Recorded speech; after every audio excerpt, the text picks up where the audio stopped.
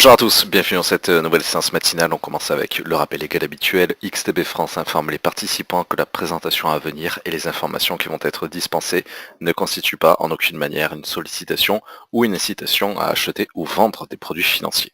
Voilà, alors comme hier, je rappellerai juste que donc dans le courant de la semaine, on a fusionné les deux sites, le site d'analyse traduite.fr et puis notre site habituel xtb.fr. Donc n'oubliez pas que vous retrouvez tous les contenus habituels que l'on diffuse depuis plusieurs années au quotidien, que ce soit les analyses matinales, les Good Morning Market, plutôt leurs enregistrements, le contexte dédié au DAX 30, donc directement sur xtb.fr, au niveau de l'onglet analyse de marché. Aujourd'hui encore, je vais laisser toutes les publications en libre accès, en public, parce que même s'il n'y a eu visiblement aucun problème au niveau de la transition, parce que j'ai posé la question hier en séance de live trading, tout le monde m'a répondu que la transition s'était fait proprement, tout le monde a réussi à trouver les informations tranquillement. Il faut dire aussi qu'il y a la redirection qui continue de marcher, c'est-à-dire que si on tape tradebit.fr, on va directement tomber sur la page dont je parle.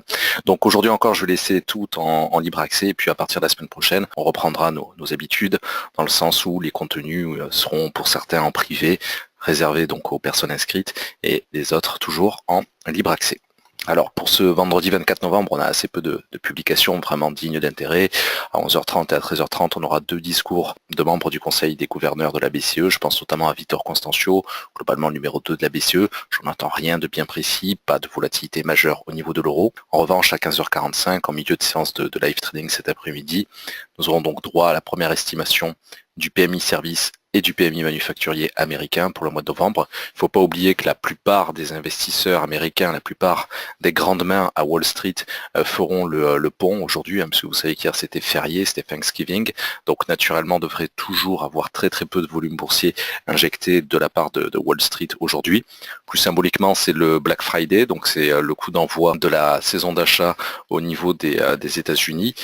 Donc c'est une séance qui est un petit peu symbolique, mais là je renverrai justement sur la traduction qui a été publiée hier à 15h17 sur notre site, qui renvoie un petit peu donc à la corrélation qu'on pourrait en attendre entre l'impact boursier à proprement parler, notamment sur les grands marchés actions américains, et puis cette séance particulièrement importante pour la consommation nationale côté américain. Bon, voilà, je vous laisse découvrir ou redécouvrir cet article, c'est plus pour la culture économique générale, je dirais. Voilà. Alors sur Euro USD comme hier et surtout comme mardi matin, je vais maintenir ma préférence pour un petit scalping haussier. D'une manière générale, il faut rappeler deux choses d'ici. Évidemment, comme on est vendredi, mes objectifs vont être assez réduits, quel que soit le sous-jacent, parce que j'aimerais éviter de rester exposé en overnight dans le courant du week-end, comme d'habitude. Donc il n'y a pas une grande découverte là-dessus. Je vais me contenter d'objectifs fixés sur les 1,1855 et par extension les 1,1870 sur Euro USD, en cherchant à rentrer au plus proche de ce support qu'on est en train de tester actuellement sur les 1,1835, et puis quitte à renforcer mes opérations sur les 1,1810. Voilà, donc je maintiens totalement le propos légèrement haussier, petit scalping haussier par rapport à hier, mais surtout par rapport donc à la séance de mardi matin. Au niveau du DAX, alors on a atteint les objectifs qui étaient présentés hier, je pense en particulier à ceux du contexte DAX 30 publié en matinée, et puis bien sûr de l'analyse matinale au travers des 12 955, c'était un bel objectif.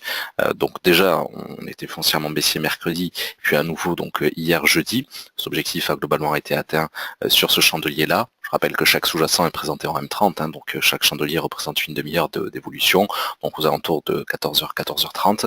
Alors, je vais à nouveau avoir une préférence baissière aujourd'hui, clairement en dessous de ma frontière technique des 13 000 points. Ce qui va surtout être important pour moi, c'est de limiter mes objectifs, mes take profits sur les 12 985, quitte à mettre à jour effectivement ce niveau, cet objectif dans le courant du live trading cet après-midi. Deux prix d'entrée pourraient m'intéresser, les 13 040 points et puis les 13 090 si on devait avoir d'abord un petit rebond haussier avant de valider ce niveau un petit peu lointain, enfin qui serait à ce moment-là en tout cas lointain des 12 985. J'attends de voir comme d'habitude avec impatience comment arriveront les volumes européens à 9h au moment de la diffusion globalement donc de cet enregistrement, de cette séance. On verra bien, en tout cas c'est clairement les 12 985 qui vont constituer pour moi l'objectif central. J'espère ne pas avoir besoin de le mettre à jour par écrit via le contexte DAX l'analyse ou à l'occasion du live stream de 15h15 cet après-midi. Voilà vraiment ce qui va m'occuper dans le courant de cette séance, et évidemment en cherchant à ne pas rester en overnight ce week-end. Je rappelle qu'il y a toujours, si ce n'est la crise politique allemande, en tout cas les tractations. Vous savez qu'hier c'était le sujet, l'un des sujets centraux de l'analyse matinale, avec ces spéculations, je dirais, où certains commentateurs politiques évoquent le fait que visiblement Merkel arriverait à une coalition avec les sociaux-démocrates. Sur l'or, petit rappel, 1293, même s'il a déjà été atteint cet objectif par rapport à la séance d'hier, j'aimerais juste revenir là-dessus, quitte à rentrer sur un niveau de 2 dollars l'once supérieur, donc au support de 1287, donc globalement sur le niveau actuel des 1289. Sur le pétrole, là par contre je vais complètement sortir du marché, à nouveau donc on a atteint cette pression haussière que je présentais ou que je rappelais hier, mais déjà hier matin l'objectif était validé, celui que je présentais ces dernières semaines sur les 57, 80, 90. Bon donc là c'est le seul sous-jacent matinal où je vais clairement sortir du marché, prendre les bénéfices, puisque de toute façon je n'attends aucune volatilité aujourd'hui, donc ce sera plutôt une mise à jour en début de semaine prochaine, et notamment pour le Brent qui là côté européen sera donc repris cet après-midi au niveau du live stream, puisque les opérations sont engagées là-dessus. Sur le CAC, on va retrouver un petit peu le même propos que pour l'indice allemand, tout au plus je m'attends à revenir sur les 5360 points dans le courant de cette séance, quitte à renforcer sur 5390, faire la corrélation un petit peu avec ce que l'on vient de voir côté allemand. Sur Nikkei, là aussi, ça va être un petit rappel. Alors c'est vrai qu'hier c'était férié pour la fête du travail côté japonais, donc l'équivalent du 1er mai, donc il n'y avait pas de séance. C'est pour ça qu'on passe directement au niveau des cotations après un petit gap d'ouverture baissier, puis on passe directement de la séance du 22 au 24 novembre, comme indiqué hier. Donc je vais simplement rappeler là aussi le niveau qui pourrait m'intéresser pour les prochaines heures, les 20 600 points. Par contre, j'exclurai d'aller plus loin, de crainte évidemment de rester ouvert ce week-end avant que n'arrivent les premiers volumes à 23h dimanche côté asiatique. Voilà. Alors par contre pour la semaine prochaine, mais c'est clairement pas quelque chose que je vais viser pour le moment, si on maintient cette préférence haussière, c'est bien sûr les 61,8 de retracement de Fibonacci qui vont m'intéresser comme objectif au travers des 22 815 au niveau de la résistance en tout cas, mais au niveau de l'objectif, il sera toujours de s'arrêter un petit peu avant, les 22 780 points seraient effectivement mon take profit, mon niveau à viser pour les premières séances de la semaine prochaine. Comme d'habitude, on se quitte donc avec le Bitcoin sous les yeux. Bon, on est globalement sur les mêmes cotations qu'hier matin. Il y a quand même eu une très belle attaque baissière dans le courant de la nuit, aux alentours donc de 2-3 heures du matin, avec ce parfait signal chartiste de renversement de tendance, donc très net, très visible.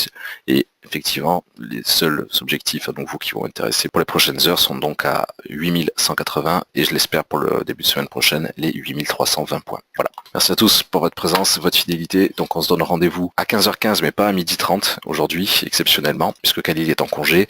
Donc rendez-vous effectivement cet après-midi après la publication aux alentours de 10h20, 10h30 de l'analyse matinale. À tout à l'heure.